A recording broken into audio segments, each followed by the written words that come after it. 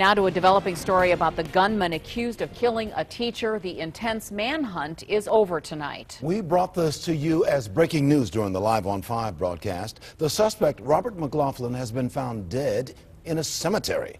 News Channel 5's Paul Kiska has been working the story all day long. Paul, what more have you learned?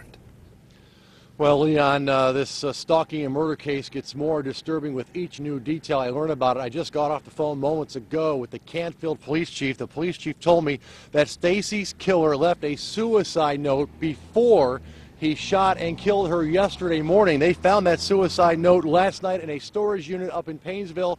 The suspect lived in Paynesville Township. It laid out his entire plan. Now, Stacy's killer, as you mentioned, killed himself in this Ashtabula County cemetery this morning at the site of his mother's gravestone.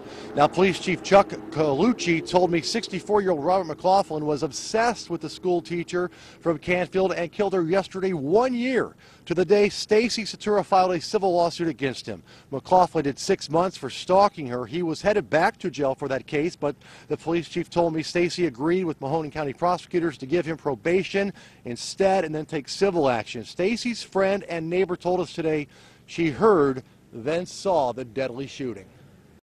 I heard 2 gunshots and then a crash. And by the time I had come out, she had already cut over the yard and hit 3 more cars, and he let off a few more rounds up there. And then he just set the shotgun down on the ground, and he walked to the van and got in it and left. And again, McLaughlin was Stacy's father's friend. Now, the Canfield police chief told me during that telephone call just under an hour ago that McLaughlin would do stuff like this when he was stalking Stacy.